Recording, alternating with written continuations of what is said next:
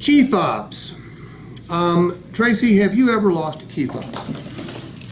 One time, And did you replace it? I didn't. Did you look into how much it would cost to replace it?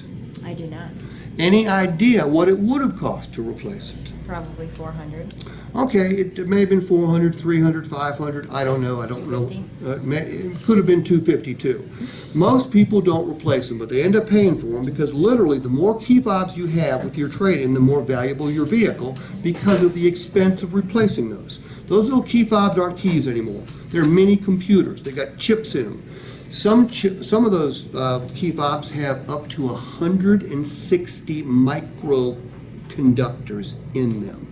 Did you know that? I didn't. It's crazy, isn't It's it? very crazy. Well, for the next 6 months, should you damage or lose a key, not to worry, we will replace it, including programming, at absolutely no cost to you, and we'll do that twice during the first 6 months. And if you plan on keeping the car longer than 6 months, you may want to look at extending that coverage, okay? Okay. All right.